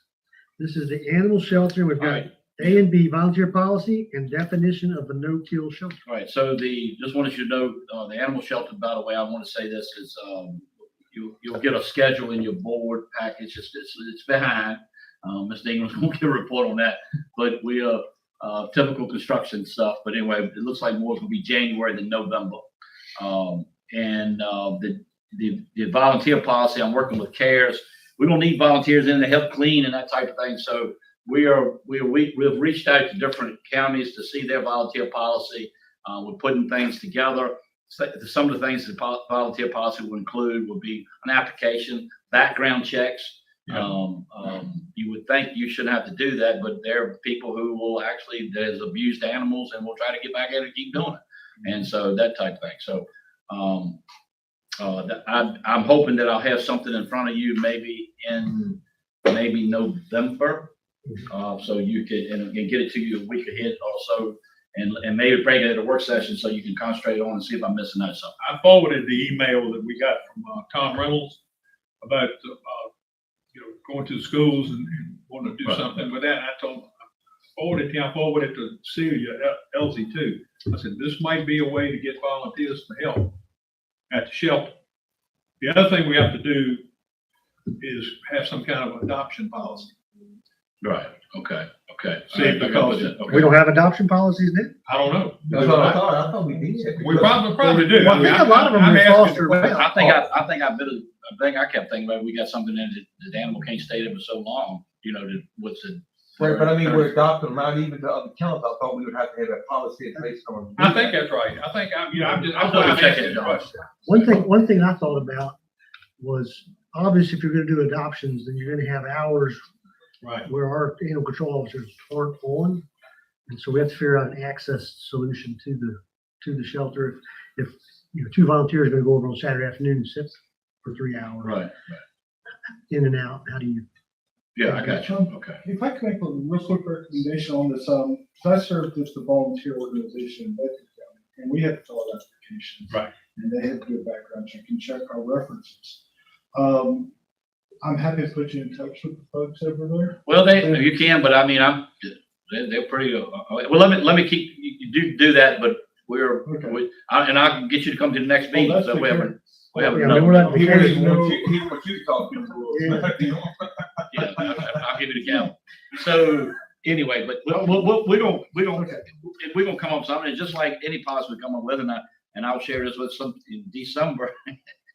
In December, maybe January, I'm gonna ask a amendment to the personnel policy. I told you it's a living document. You said that? Anyway, got something in there, but we don't need to get into details right now, but I got something in there that if we stick to that, I got some people got enough vacation, I won't see them until February. And I need to get that changed. So anyways, that's just one of those, when you make changes, you gotta know what you change. So anyway, I'm working on that and have that running sometime January, February. Definition of no-kill shelter. Mr. Chairman, I put that in there because there is a misconception there, and I just want you to know that, it doesn't mean you don't have any animals that you do not euthanize. It's a 90%. And believe it or not, I think, in the neighborhood, she's talking to somebody else, and I wish they had, somebody had the figures in front of you. Because we're considered a no-kill shelter, we get some in the neighborhood up to $10,000 to $20,000 a year for dog food, from Petco and different places. So it's pros and cons, everything. Yeah. But anyway, the main thing is I think, John, that was been a problem before is you don't want an animal sitting there for 50 days and then somebody else has another animal that they wanted and they said, "What you got in your room?" Yeah. And so that's it's at a point that you do have to euthanize or you'll get completely filled up and then you'll get in the situation. But anyway. It's unfortunate. Nobody wants to do it, but it's, but that's just like to say, we wouldn't have to build an animal shelter. We have responsible owners, just like we wouldn't have to spend all the millions of dollars in building our cut up here. People would do like pay attention. right. Stop and look left. That's I'm looking left. You know what got me about that is it may not. He said it may not reduce the accidents, but it would be less. Slow down. It would be less people dying there. So That's real nice. you'll get hit, but you won't get hit really hard. You won't get hit dead. Anyway, Okay. let's go. Okay. So we understand that there is tragedies that happen in the shelter, and it's, but we do our best. Yes, sir. But I want y'all to know what that no kill thing was. Anyway, that's gonna be back. Anyway. Number 7, this is Mr. Zodi, certified versus first class to adjacent land. Yeah, so Yes. I'm the one who kind of said, Greg, let's talk. They need to know. So I think this gave birth to when this cell tower, the person didn't get the letter, but you do need to know the cost you're talking about here. And that's what I told Greg to give examples, but just like the Rocky Ford, 254 at least. and how much money? That would. Well, go ahead. You talk about the certified versus first class. It's I'm not sure. $5.30 to send certified, not registered, but certified with just a little flap you can go Right. on. So for approximately right around 49 or 50 that I paid for the Haney hearing and then for the Hexagon planning commission. We paid for that, or is Mr. No. Haney reimbursing? No, that's part of our fees That's that we charge. So we're gonna reimburse. No, that's included in our fees. Okay. That's So why they you went did up the to- math. You did the math, said, "Oh, we spend this much or not?" No, I did. No, we're not coming out right. I don't think he's answering. What is it? In other words, Let's go back to the nuts and bolts. We just Y'all gave us subsidized their solar. y'all gave us direction to do certified. I want you to know that may not have been a good direction. Okay, right? Yes. How much money is certified, $5 or something, and first class is what? What, 59 cents? 59 cents, and Right that's around really there. what the code requires you to do. It's first class. So, I can't. It was $255 just for this, first mailing, certified mailing I see now, and that was less than 50 people. So imagine it's gonna be Right. 250. So let's go back to the solar application fee. Is that a flat fee? Yes, and you have the flat fee, special exception is $500, and then it's, I think 11, or $1,400, per megawatt, something like that. All right, Right, so we're capturing the fees, we're capturing the money back, but you're comparing Haney with 5 neighbors to When we did the math for the Yeah, fees, it's 38. 240, 38. 38 and then 250. yes. But I'm just saying the cost is, proportion, obviously, So but per megawatt, that, we'll pick that up because you'll have more Yeah. megawatts on the bigger project. yes. I just. How many Whoa, megawatts? whoa, whoa. I wanna make- look, I- Time out. I gotta say something. I disagree with Mr. Chairman. I disagree with him. You'll pick it up if you approve the project. Okay. So we should calculate the fee. We should do a rough estimate of the fee for the mailing, and that's part of the application. Yeah, once I know Put in how the many- application fee that they're to reimburse the county for all costs incurred for I think that's how it's written. notifications or anything. I don't think we should quibble over $4 difference, because, and I can tell you from experience with my business. I put it on a local newspaper, I put it on Facebook, that goes on to 27 different pages, and it goes to like 100,000 people.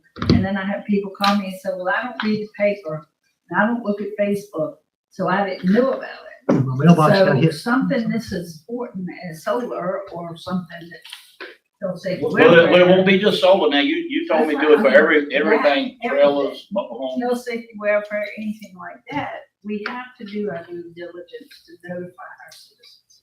And Put it I, on code red. Especially with that, you better do your due diligence. yes, sir. Well, Mr. Chair, if I could respond, what I could do is, I could do it based on the adjacent property owner listically should provide me, but I usually go above and beyond and measure, count them myself, which is gonna be different than what that. So I don't know how much to charge them when they pay the fee. Yeah, but I mean, so 248 and then $5 and so $1,250, but you know that after the fact is what you're saying. Yes. So the Rocky Ford project would be, if you do first class, is $198 for letting landowners know. If you do certified, it's $1,346. But can we capture that fee if the project is But- approved? No, but I'm telling you, let me just back up. I'm busting it, because of that, I'm gonna bust the budget on mailing right now. I was gonna kiss that goodbye. But you're right, if you put it all, but see, you're just talking about solar.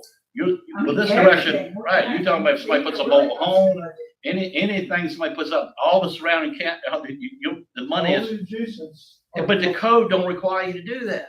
So why are we doing it?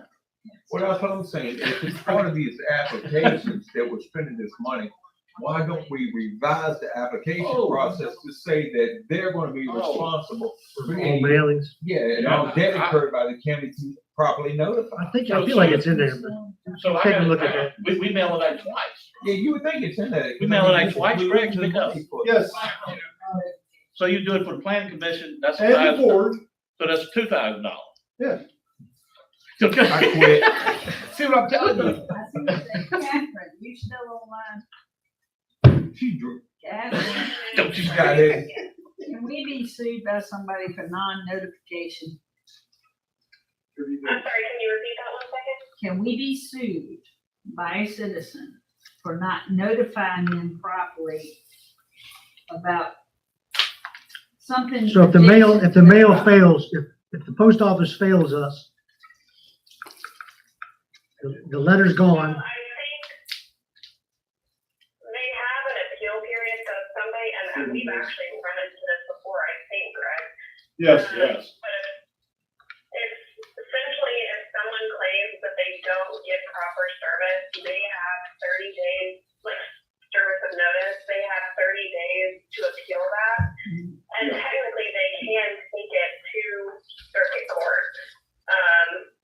But most of the code does say either certified mail or first But at the end of the day, in order for us to be guilty of something like that, we have to show that we did it with malice. Yes. But the problem is, and this is, you know, and I'm speaking about this one project. A lot of people didn't know anything about that, nothing about that, because it had never been presented in the way it was presented to us when we met. They didn't know anything about it. And there's one little ad in the Blackstone paper. And like she said, if I don't read the paper, or I don't look on Facebook, I didn't see any notice on Facebook about it, did you? That's what I'm saying. And I kept reminding the deal by, doing the public notice and everything on the board and then on the website as well. But see, I know, and I understand not everybody gets internet and not everybody's gonna come by and look at our public notice. exactly. But there's no promise to say, if you don't get the certified, you didn't get the first class either, so why spend the extra money? I mean, I just want y'all to know it's becoming a call. I'm just, like I said, somebody called me and said, I didn't know anything about this. I said, well, it's true. So, I mean, Yeah, I serious. know. And I said, I'm your rep. I said, I didn't know about it till, a week or two before that. I said, I didn't know anything about this. I said, I thought it was going one little thing down on Robinson Side Road. I didn't know it was going to go across 2 more roads. If you look at the money we've had to advertise for PPEA, I mean, it is. And that's a learning experience that when we have our budget sessions again, we need to look at. Didn't know it, didn't have a clue, We know, PPE. So that's what we need to add going Well, forward. it is a learning experience, but like I said, when you get into a project the size of that one, he's talking about 200 and some residents. Well, They're gonna be affected by that or adjacent to it. These people need to know that. Well, I think that's where you go to reimbursement. Yeah. Check the solar ordinance. I think it says the county shall not have any cost. But Steve, Then we can go back and bill them. you're also talking about blowing your mailing budget, so that's gonna put us behind, but as long as we're legal, why spend extra money? Is that what you're saying, What Jim? I'm saying is do the first class Instead of the certified? instead of certified. That's all. I'm just asking you to, I'm not asking you to go back to regular mail. I'm asking you to just knock it down a notch. Anyway, and it does take So a vote. this- Y'all just gave us direction. This will be a step above where regular mail. And make Yes, sure yes. when It you needs to mail go. something, you mail it way ahead of time, because everybody knows snail mail, 7 to 10 days. Well, that's terrible, yeah. Well, that's issue. That's unto itself, changed. That's terrible. Because, Snail mail. So we've got, we gonna keep on the mail or we gonna, no, sir, I'm done. all right, good. Yeah, we're- Y'all okay if I do the first class? Okay. First class? Not second class, first class. Get y'all ready. Thank y'all. Anyway. All right, number 8, we're gonna go, bowling alley RFP. So we finally, the contract with our auctioneer has finally expired. So the citizens saying, well, what are you doing with this? What are you doing with this? Here we are. We're gonna ask them what they want to do with it.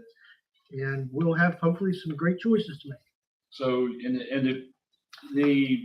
this RFP, the thing that I really wanted to stick in there to make sure that, and that's in the top proposals, will include a business plan that aligns with the Nottoway County Comprehensive Plan. So if you look at your comprehensive plan, which that's in there, we do encourage things like what do they call it, man? Socially responsible business. Yeah, right. Recreation. You don't really want a strip club, right?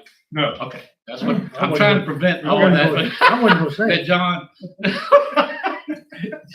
But anyway, you know what, I'm trying to get it to be family oriented. That's what we want. Okay. That And I was a think wonderful, that's my what's son thought that was a wonderful place. We had 5 or 6 birthday parties when he was coming up. Okay, Love it. okay. And so I've had at least 5 or 6 people who've contacted me and Oh, asked me okay. when this RFP is gonna be out. I got some people who have some ideas of putting a putt-putt out there and different things like that. So what I'm gonna do is bring these bring the business plans in, and then we will set up a meeting and y'all go through them and see what your thought is. And then we interview the people. Is that how you wanna have Can we put a, yes, it? Okay. but yes, I wholeheartedly agree. Can we put a not rush, but expedited time frame on this instead of, because look, you're fixing to get into something after the first of the year, things slow down, people look for somewhere to I would go, say, you know. you take, so October 1st, that's 2 weeks. I mean. Right, 3 and weeks. then I'll get it lined up in October and, you know, the interviews, and then we pick somebody. Yeah. And as some of them, and you're right, John, some of them have already said, hey, you know, we get in bowling alley weather. Yes. But let me say, there are gonna be some proposals that's changing it to office space. And that's what we need. Yeah, I mean, right, all right, comers, so- we need that back on the tax roll and being productive. Right. Would Joe mind if I attend? Is that something I can attend? So with the I would think that proposed that- uses? I think that you're gonna have to look at them before we see them and give us an outline. Yeah. No problem. I don't know if you want to grade them or how you want to do it, but Yeah, and I'm trying to figure out, I'm trying to figure out, That's what I'm saying, yeah. can we go to closed sessions that have that? That'd be negotiations. It is negotiable, because I don't think it's fair for somebody else watching the other proposal. Right. You see what I'm saying? That you would have to go in Well, closed session. Aren't these proposed potentially purchases at the end of the day? it is. So we're looking for supervisor's discretion. The property will be sold through either a lease with option to purchase or by direct sale. Yeah. So Kinda what then we you talked can't about. go to closed session. Yeah, because they'll be having their ideas and their Okay, right. numbers, so we don't want, Right. that's If fair. you talk proprietary offices, All right, so look for a meeting in October, and we'll probably try to have it in this room, and I'll schedule maybe 30 minutes apart or something. We'll see how many people we get anyway. Okay. Okay, we're good. All right. Got that. Thank you. All right, Mr. Bowen, cell tower contracts. Okay, so, Buddy, come on down here and join the crowd. So this is one thing that we did not foresee, and Buddy will probably be the one to tell you this. That But we paid them a lot of money. we paid them a lot of money. Just everybody's copy of this I now. just had that one. I've got two others. There's 28 pages. I didn't have any more since you just got to sign one. Just maybe look at it a week. So we got 3 cell towers, and then plus ours would be the 4th. Okay, so let's do Southside Electric. Southside Electric, it started out, I can't remember, right at 4,000. I don't know what the price was at first. Southside came out at 4,000. 4,000 annually, $333.33 per month. Yes, sir. So, but no longer the handshake and That's right. whatever has been done before. All right. That's right. So I do not have a contract for them, but I got an email I share with you, and I'm gonna ask you. I want y'all to think about it, and you don't have to make a decision tonight, but I'm gonna ask you at the board meeting to give me the authority to sign those contracts. Once it comes out, okay? Once I get a contract from them. The other one is Old Shore Road. That started out as $2,500 per month. Correct. And they have negotiated down to $1,000. 1,000 a month final as of this month by CTA. Yes. So that's Ms. Finance, that's, just teasing Ms. Finance, that's gonna be stuff that got to be included in the budget. Right, anyway. But the hope is, when we build our cell tower, we'll have people that want, or companies to go on it, and that money, I'm hoping we can get it to offset anyway. And Is CTA our source for tenants on our tower, or? I know Blackstone has a contractor or a person negotiates for their tower. Down in Georgia or something, it's not Blackstonian, but it's. yeah, that's a good point. I asked a question today to CTA. We had a meeting, and I said, well, how does the world know we got a tower coming up? And she said, actually, it registers, and then they search like all the time. T-Mobile or someone will I say, guess the uh-oh. word is, Blackstone actually has a broker that Okay. negotiates space on their tower. And I think when we get to that point, when I get somebody that says, like, let's say it's Verizon, and he It's said, Philip, let's give me say the it's name. Verizon. let's say, and then I can say, okay, I need to get somebody to negotiate, because I don't think you should, and I'm, No, we have no idea what the value is. Right. They would rob us. And Catherine, a lot of times, Gary, I'm bringing you in again, like when we're talking about citing agreements and that thing, he'll tell you that he may not know the right person to negotiate, but he can help us get somebody. But, Yeah, Right. that's something you guys need help with, we can certainly help with that. Okay. I also think CTA, why you have them on basically a retainer to the end of 26. Uh-huh. You know, they You do a like- lot. They do a lot for us. You know, she sure is actually added on services within her and what we pay her a month. right. So I think if you would have, Why don't you mention starting to look for occupants on our tower? I think she'd be We're agreeable. ready to start that phase. I mean, if y'all want to, I mean, we can don't see Bo's not here, and I feel bad about that, but you could give me why it's high, I sure would like to sign that, we done got them down $1,000 a month, but I think it ain't gonna matter for another 7 days, will it? It's there, Yeah. it's there. Okay. Let's do it in public. And what Let's she do it, said- public. Okay, Oh, you wanna do it in the next meeting. next, okay, yeah. And We'll take it once. if you want, we make more copies. She said all you would need was the signature and she would execute the other blanks if you see that. So I will probably looking for a motion to sign the Old Shore contract and to sign the Southside Electric once the contract is formed and reviewed by our attorneys. Are you looking for that now? No, well, the third, well, it would have been nice, but it don't. I think, Bill, you're right. We're a man down right now, so, Man down, and this meeting's not as wide. yeah. Okay. But look, do we also have, with our towers, is there like, like we got a spot where we can advertise land for sale. Is there somewhere we can go to offer this service? I mean, we have to register the tower, Right. and then, Blackstone has a broker that they use. They call and say, hey, we got space. Mhm. And then that person knows who's looking for space and can contact them. Yeah, that's what I. So it's like a realtor, it's like a realtor for Also have- tower space. All right, but do we also have the ability, they're generating revenue off of that? Right. Tower owners, do we have the ability to tax that on the machine and tool? Yeah, I would say. 'Cause I mean, when they it's our add something to a tower, that That's doesn't in the be county. equipment. I mean, I hate to be, but like I said, I'm trying to find anything indirect. We can, so just using that $1,000 a month that Old Shore's gonna charge us. So if you had 5 tenants on your tower, that's $60,000. Right. That's half a penny.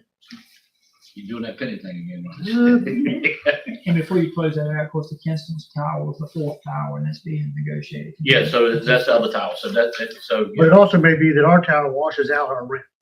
So it may not be a Well, that problem, was- but at least we get rid of it. Right. That's right, Mr. Collins, and I know you weren't on the board at the time, but initially that's what we talked about, and I believe it was several arrays would go on this tower.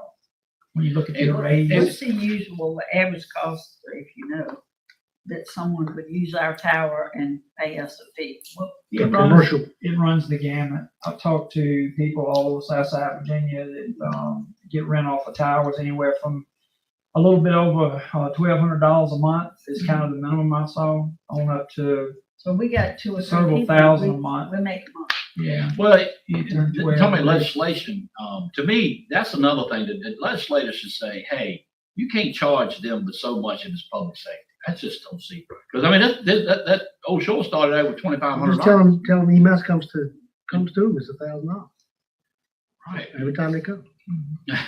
Looking for the person on the tower. No, the person that, the person owns the tower. You have an heart attack, and you charge $2,500. Can't hear you.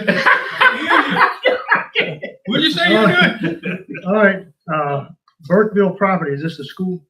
No, sir. Y'all have given me direction to keep my feelers out about, is anything, available like there? So the property beside the animal shelter is available. I was contacted by a lady named Donna Lewis, a realtor. It's 3.07 acres. And they're wondering, do we have an appetite to purchase that property? And I asked, what is the purchase price? And they said $299,900. So Okay, yeah, that's a lot of money. So it don't sound my like y'all very feeling, hungry. so my feeling is if they're successful and sell that, then we've still got another acre and a half.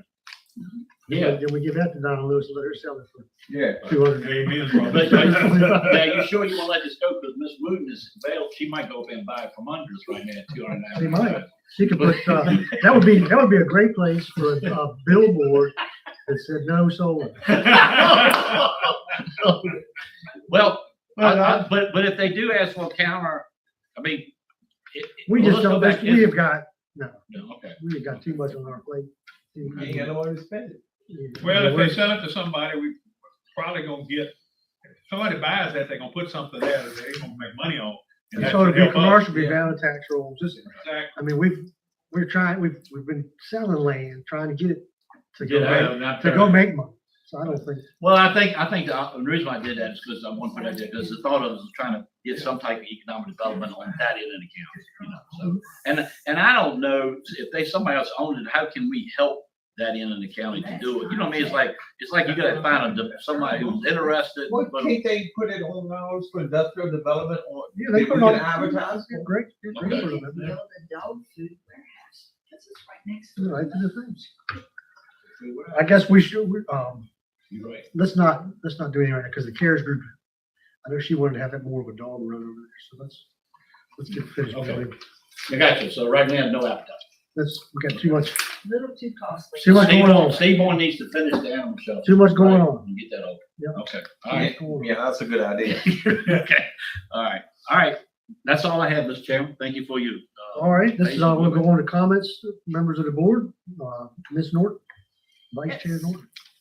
I have had quite a plethora of phone calls because of the Arcot traffic. I'm just trying to find my email there. Traffic coming down Melody Lane.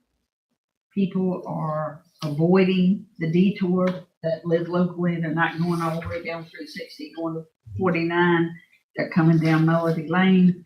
I had a great deal of pictures, and I'm talking big tractor trailers, bump trucks, that kind of thing coming down.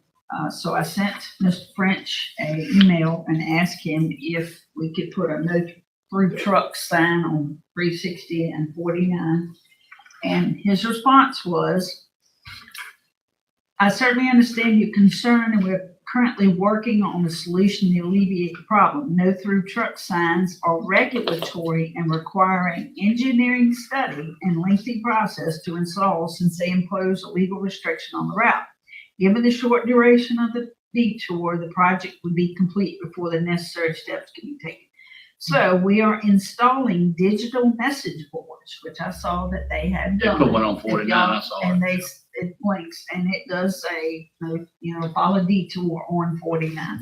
So I need to reach out to. So you can say it, but not say it. And let me say this, Ms. Norton, I came in this morning and when I came in, there was a big truck was carrying steel in the back of it. They turned on Melanie Lane. I said, man, I ain't gonna get behind that dude. So I went on 49 like I was supposed to, like we should do. When I got up at the end of the section, I beat him. Because I think he met a lot of traffic and he had to pull over. Yep. Because the road is too narrow for that transport truck. Absolutely. And that's the way I beat him. When I went by him, I was, well, there he comes. He got to the I think if the project is short span, but if we promote that out there. Yeah. Because I myself, I live on Bible Way, so it's a quick shot. I always go down Melody Lane to avoid all that. And I was down there yesterday, and it is very dangerous. When you're meeting a big truck like that, you can't. I had to get all the way over and messed up my mirror because. Well, so Mr. French was responsive in what he He was could, very what he could do. responsive, and I did pass his answers on to the people that had inquired to show them. I had no idea you had to do a study just to get a new through. But it sounds like that's supposed to end tomorrow. Yes. Yes. 5 o'clock tomorrow. That's right. So I'm hoping it's going to be. Absolutely. All right, anything else, Ms. Norton? I will expand a little. I didn't get an email. I talked to Terry, last name Epson, with the Virginia Extension. Epson. I'm on that leadership team, and they've got an event coming up that she's going to give me about in October. That we had an agenda with, I believe it was 5 to 6 different items to address, and they've addressed 3 of them with the schools there. It's really a good program. That's something positive, nothing negative. And she has reached out herself personally in the last year, and with these programs, touched 1,200 children in our schools. So I'll get a little more next Thursday night when I get some. Yeah, that's the Okay. leadership executive. All right, Mr. England? Well, first of all, we had a good discussion tonight. Everybody knows my feelings on certain things. Well, I mean, it's, You're about half my son. and I just want to make sure that the public is informed about what's going on and what's being proposed. That's what really worries me. People gonna find out it after it's over, and then they're gonna be raising Cain to all of us. And I'd rather let them raise Cain now than after the fact. So, I mean, You can't count on Facebook, you can't count on the two local newspapers, you can't count on that. You got to make sure that the people, have information that they need. And like I said, Greg is gonna check our ordinance and see if we can recoup, if we wanna do the $5. Well, but, yeah, and Mr. Chairman, I thought about that. We can have the direction of, hey, we're gonna do certified, it's gonna cost us more for solar, because we feel like that's so. Yes. Right, and, We can do but, the- and just, and do do the the 70 first cent class. first class for- but my point is, And solar reimbursement. this is new. We don't have any in the county at this time. And so a lot of people asking a lot of questions. And like I said, it's exactly what y'all might remember. I was not on the board at the time that I wrote that thing to the Curie Record about solar when it was first being proposed. And I wrote it and Billy printed it and I had questions. And what I'm seeing right now is what I thought I was gonna see. Neighbors against neighbors, family members against family members. And it's not good. I had a neighbor tell me, I cannot believe that. I said, have you talked to him? No, I know nothing about this. I saw him in Sunday school yesterday and he didn't say anything about it. I'm like, okay, he's your neighbor. There's I just want you to 31, know. there's 31 landowners that have sent letters to Brunswick's board of I saw that. supervisors in regards to that big project. They've got a lawsuit. They got 22 people have hired lawyers to overturn what the board of supervisors did. From what around? I think I was told that Sussex just approved another one, I don't know. Maybe. They approved one and denied one. They approved one on the mine land, on the titanium land. Uh-huh. It was already disturbed. So But they, that was like a Citizens were couple okay. thousand acres, one. Yeah. Big, it's big, down there, big down near project. Google. I'm good. Anything, Mr. Rourke? Yeah, hey, I think in our ponderings of the future of solar, repower should definitely be something that we look into our MOUs and see if that has any legal substance for once it's sold as well. Because If once it's it's gonna be in the conditional use permit. Yeah. Which will transfer with the sale. Yes. So it should be. Runs the land. Runs the lane. Yeah. But please confirm all that, because if we're gonna issue our first one, we need to have it. Now, Right. I'm confident that I'll check. Yeah, double check. And then, We can make our first mistake or we cannot. yeah, that's it, that's it. Well, and then the other part of this is, trend setting in a way that is revenue as well. And I'll go back to this, and I know it sounds scary, but a landfill for solar. Guys, I mean, We'd have to find, we don't have enough ground, I don't think, contiguous ground. But we could, through zoning, you could take, a place and you'd say, okay, we wouldn't mind it here. right, And put that as a use, by special exception or something like that, and you then, could almost charge anything. But, of course, and you do this with conditions. And what are the conditions? Oh, let's figure them out. you'd have to you'd have to have a business landowner or a corporate landowner that would see the value. And there is none. I Is think, what John's saying. There is no place. is there A1, it's A1 zoning, isn't it? Landfill, that general area? What I'm saying, No, but somebody's but we operate that. Okay. So we didn't have to we don't have enough Land. there. land. Our pieces are, if you put it all together, we did, Okay, so there's. but they're all spread out. somebody's gonna make bank when they But start if taking it. you were to take, a 600-acre parcel, a contiguous parcel, and say, okay, you can have a landfill. And maybe, Lunenburg and Amelia, they could create a lot of revenue. Yeah. The, And that would shut, if we had it on, then we could go ahead and start closing on. but I didn't bring it up to Mr. Roy, but I want to tell you that, I do have TRC coming back in December. Have Talk about cell we numbers. asked them is ours marketable? If we were to say, okay, No. it's not There's enough. no. I don't think it's enough. It's I not think enough. There's not enough land. I think what helped Lunenburg so much, they got so much Yes. land. With They 1,000 got acres, so much land. So But we're anyway, just too but they're coming back to say, okay, cell number 6. Which is why we don't make any blah, blah, blah. Right, you can just break even, be hurt. Well, I was down there the other day and I noticed they're going up. Yeah, they are going up. Oh, not, John, I don't know if it was you or Billy Colbert said it. The going up does not increase our reserves. Opening the fifth cell or the sixth cell, which is Yeah, six cell. sixth cell does.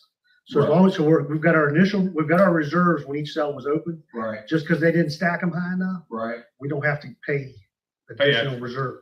So Right, we but can use that now without increasing reserve. When we go to open six, then Steve, that is Right. going up, affect our leachate. It's not supposed to change, it doesn't supposed to change anything. It's supposed to be the same amount no matter what. That's what they were designed. But let me tell you this, since you brought that up.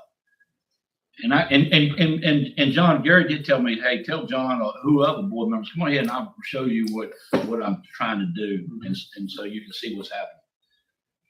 I saw the stormwater, where they collect the stormwater, just like you're showing that print. And we had that drought and it's very little water in that stormwater. And I said, well, Gary, this is great. The leachate. He goes, man, leachate doesn't evaporate. That's right. Right. And I went, that stuff, and so I went around and says, no it way. just gets more and more poisonous. And I went around there and looked, and it was like, it's still there. And I said, man, that stuff is so nasty, God don't even want it. Yeah. I mean, it won't evaporate. What is It gets thicker and thicker. Isn't that crazy? When you think about like the Great Salt Lake out in Utah. Yeah. So it can only evaporate so much and then it's just. Oh, okay. And it's all. Well, the last thing I had was, But anyway, John, they'll be back in just a yeah. minute. Last thing I had was Ms. Norton had talked about. So what I did was, not Monday, but Tuesday, Wednesday, and today, I drove Melody Lane, and you can clearly see, if you look in the grass, they won't have to mow the grass on the side of the road for a while. All the way down is packed with vehicles been going out. So there was a town work crew, and it was Mr. Terry was in the truck, and they couldn't get any more further off the road. They had a little chipper behind them getting some brush up that was there beside the road, and a tractor trailer and a box truck come around, and it was unsafe. But the town crew workers, they were being mindful of what was going on. But at the end of the day, what I did see every day over there, guess what? Crew police department. Every day sitting there running radar. That was Oh, good. yesterday because I called Mayor Oh, Payne yeah. and I contacted Phil Muskowitz Good. and asked him to do that. Yeah, they've been sitting there. I have seen them every morning since this has been going on, and I saw Sergeant Height there. He was there this morning, and he was there this evening. So So it's slowing them down. Thank you, crew. That's good. All right, Supervisor Toth was taking care of some farm tonight, so he was unable to attend. Steve and I went to the Armory grand opening today. So Blackstone, the big project has gotten finished. It's a beautiful building too. Isn't it? We're gonna have a public hearing next week on our hopefully aviation industrial park. So be ready for that. It should be positive. That's a place where we can increase the tax base and get off of this personal, try to grow and do it in a way that helps us. On the 24th, you guys really need to think about this because I've had a lot of people ask. This is the joint school board meeting. And we're going to talk about what to do with Burkeville School. I had somebody ask me about doing a community center. We've had discussions about medical. Is that possible? I don't know. Can you back an ambulance up there and unload and then transport? So we'll have this thing. We don't know what the school board's gonna do yet, but they're gonna ask us what we want, and we can ask them what they want. So if you guys could really just think about that for that 24th and talk to some citizens, see. And Ms. Douglas said she'll be there too. Okay. Knowing that, about the voter registrar's office and What did do you guys remember the numbers that the school board came up with to renovate? 13 million. 13 or 14? 14 million? $14 million. And that was to suit the needs of a school. That's right. So That's a big difference because that is, I think, it's scaring people, but that's to suit the needs of a school. there was some real estate that sold in other places, not right around here. Because of the aging boomer generation, that there's more need for senior care facilities. Yeah. Very much. So I thought that might be That may be something. I don't know. But anyway, think about that. Bill, it shocked me today how close that property is to the solar project. Yeah, we could put solar. I didn't notice We it. could, I you can tell them, go and put 20 acres of solar there. They're adjacent property. never thought about it until. If you put 20 acres of solar there, that would pay utility bill. Don't get him started. We don't have 20 acres. One thing I forgot to say, Bill, and Yeah. this goes along with the economic development thing too. I had a citizen, resident of Burkeville, tell me that somebody had told him that the county was tearing down the veneer plant and they were gonna put something out. I looked at him, I said, are you crazy? Someone bought it. Totally private deal. Yeah. I So that's told him, great. I said, tell them they're crazy. The man that I understand about it, I'm not gonna call his name, is somebody that makes things happen. So that might be very positive for Burke. That'd be great. Very positive. Mr. Chair, before I forget, I would like to remind the board that we have if I recall, we have a EDC meeting on the 25th. Yes. This month. Okay, Yeah, so I'll this- get together with you. Yeah, Miss Kelly, shows that pay grade plate pass. All right, well, I don't have any more remarks. So just think about it for the 24th and talk to some folks about, you know, does the county want to be in that business with that school? Do we want to find a business to put in it? That'd be ideal. Be wonderful. Yeah, that'd be wonderful. Problem is a location. Well, it's quiet out there. Yeah, that's right. It's too quiet. You got a cafeteria, got cafeterias in it and, yeah. If you find somebody with, you know, you gotta find a company that wants to do. Well, you have to find a company and that's marketing. Bring it up to code. and Yeah. that kind of stuff. Yeah. But it's doable. Yeah, yeah. We just have to. All right, I'll entertain a motion. So moved. Second. Adjourn. But I couldn't find Make anything in it- the ordinance. What's that? I couldn't find anything in the ordinance. About Mailings. about recouping costs? We don't have to go to a public hearing. Do we have to add that in? Or I could just change the form and say, $500 for the plus mailing. Yeah. Well, if we don't change the ordinance. I don't blame